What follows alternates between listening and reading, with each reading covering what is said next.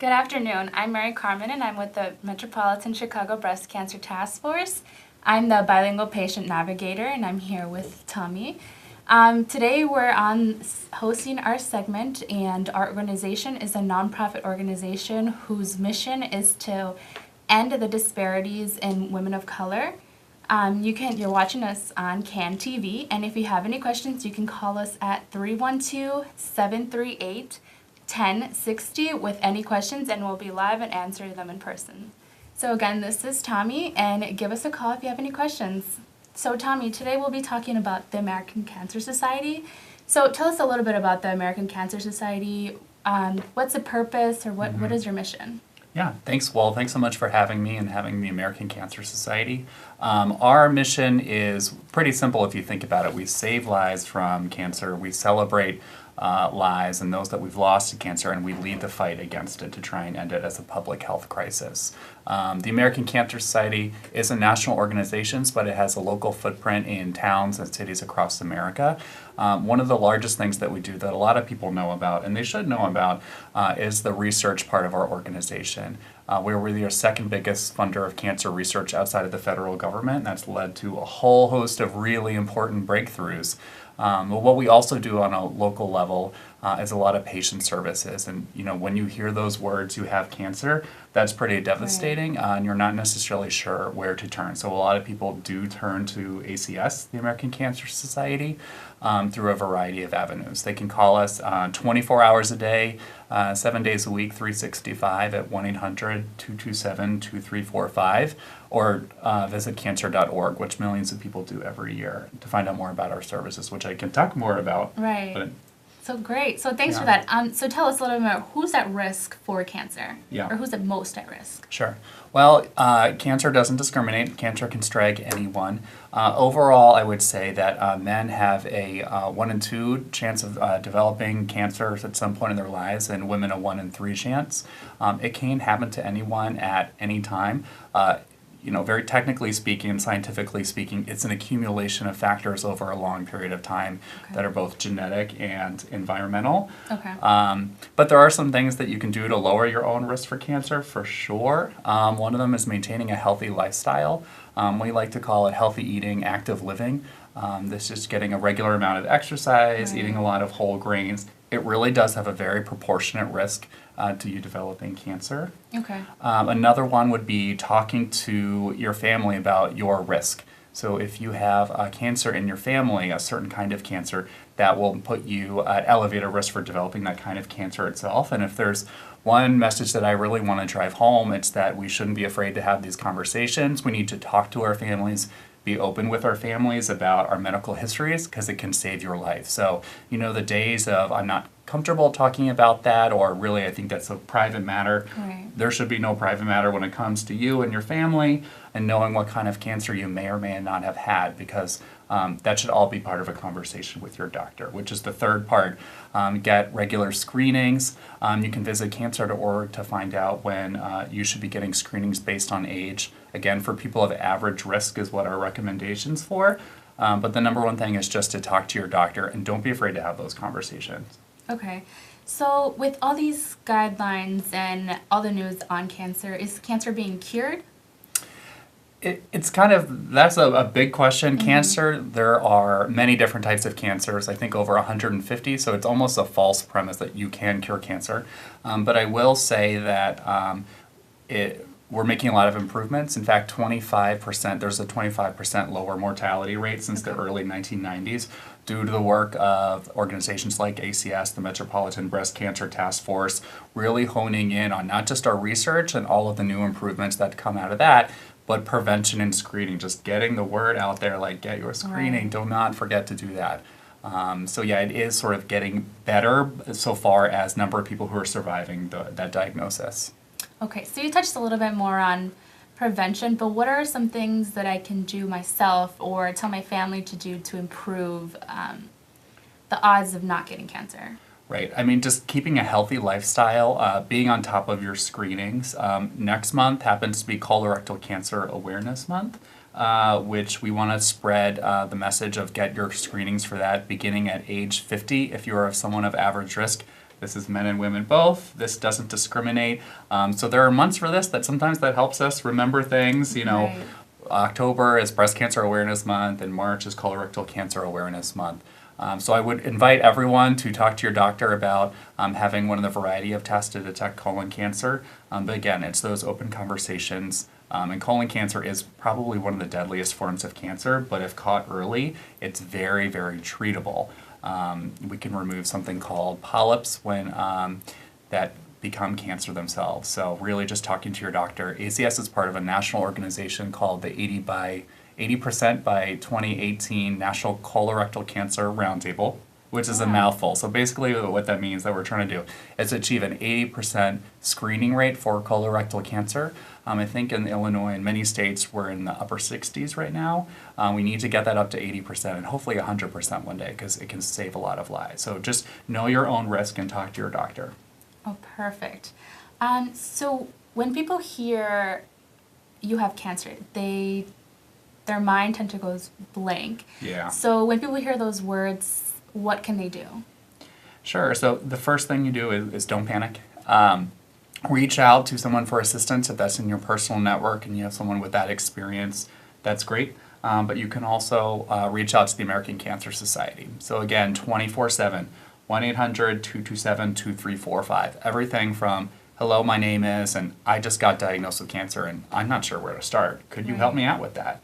We have a team of staff who literally sit at what we call our National Cancer Information Center and sit there all day and answer these calls. So where do I start? Who should I contact for treatment? I have some financial concerns. I'm not sure how I'm going to pay for my treatment. I may have insurance. I may not have insurance. And then they can talk to a patient navigator on the phone as well. Well, let's come up with a plan of attack for your treatment as well. Right. How are you going to get there? Have you considered that? And, that's when some of the local ACS programs come into play where we can be of help to people who have been diagnosed. Okay. Well, those programs are so important. Again, the number is 1-800-227-2345.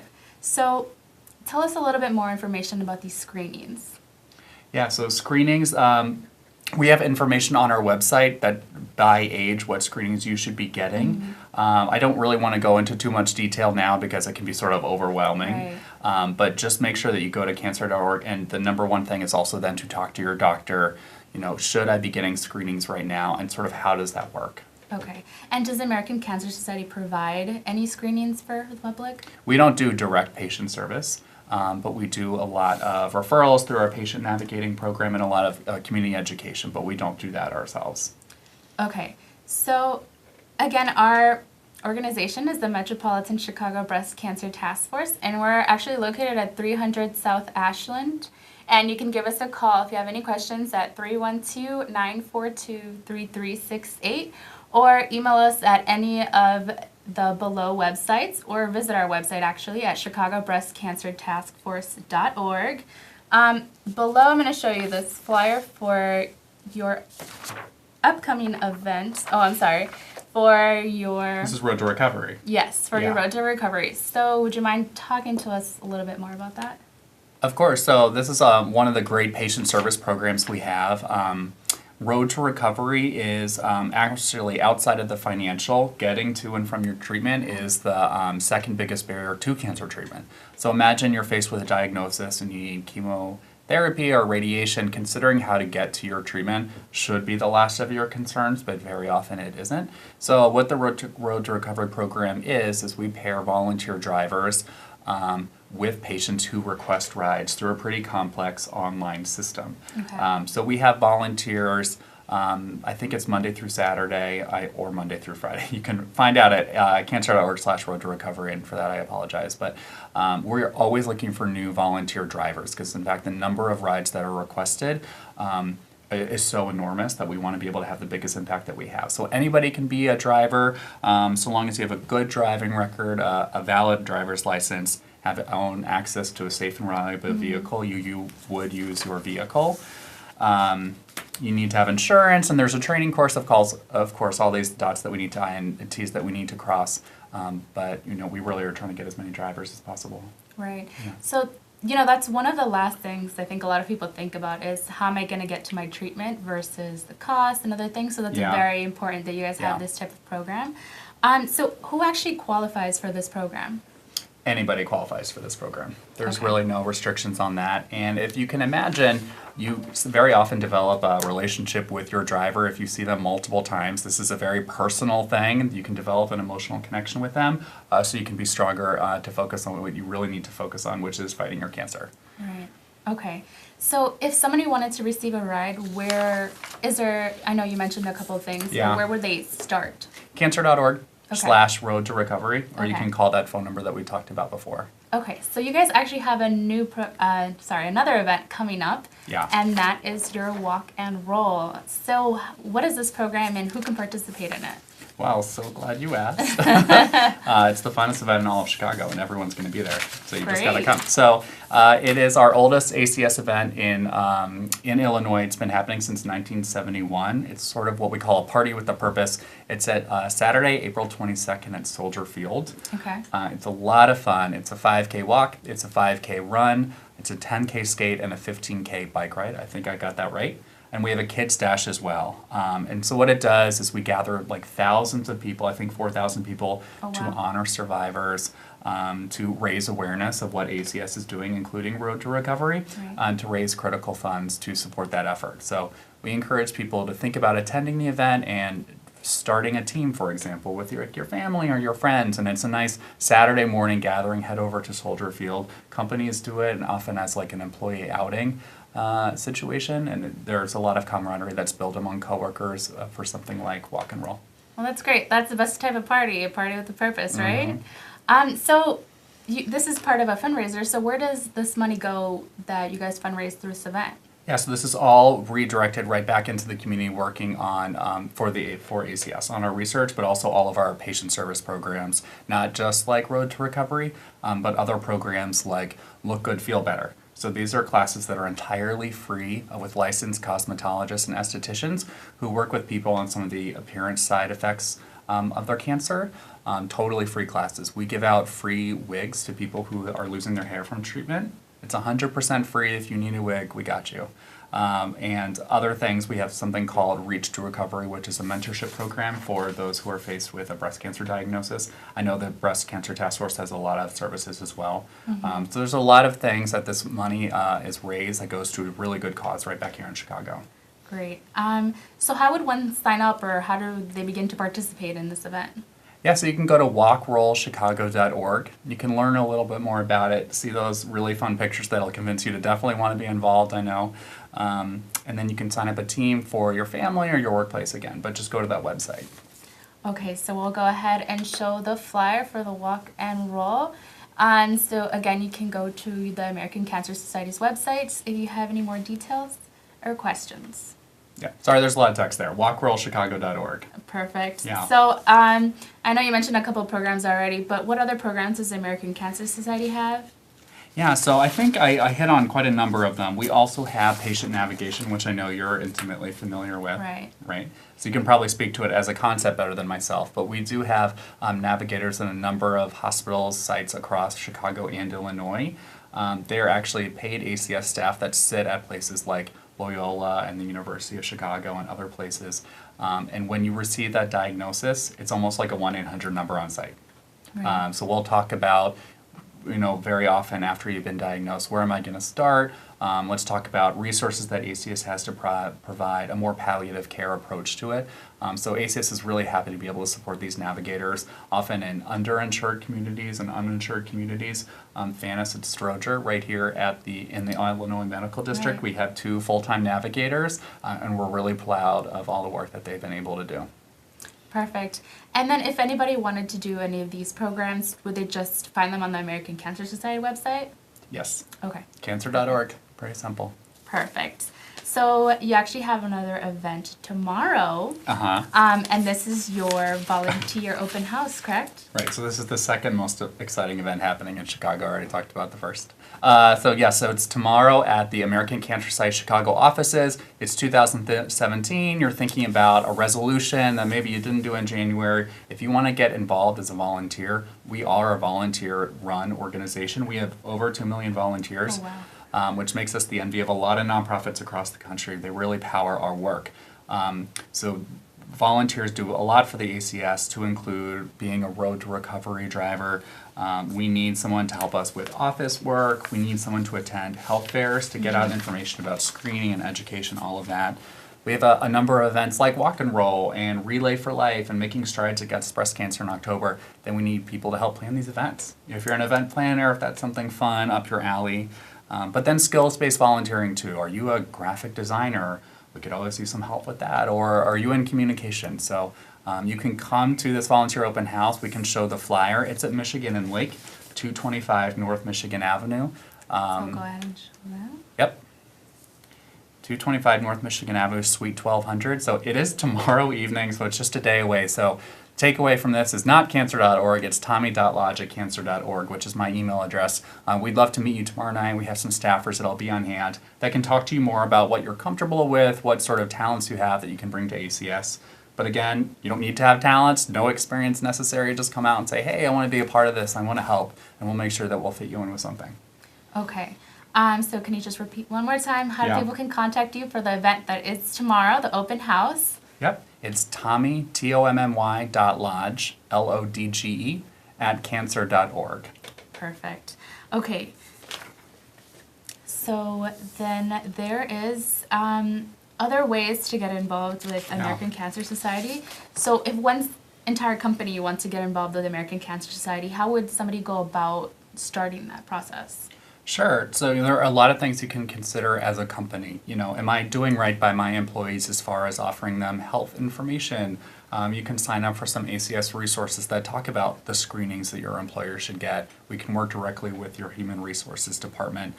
We have volunteer opportunities for groups, sort of an employee engagement kind of angle that's more hands-on volunteering. We've got a number of options for that. I go around the city, I talk to a lot of companies about, just ACS 101 and cancer prevention in general, but then are there more volunteer opportunities that are they interested in? Do you want to sit on one of our volunteer councils or even our board and give back in a way and also gain some professional skills? And then we can come in and do lunch and learns or really whatever to employee groups. So for example, if there's a women's group at your company, we can come in and do Women's Health 101 and screening information and guidelines for that. Men's Health, LGBT, different groups. So we're happy to do that, and we do it quite a bit. Perfect. So I just wanted to remind the audience, we do have an open call line. So if you wanted to call 312-738-1060, we can answer any questions that you have.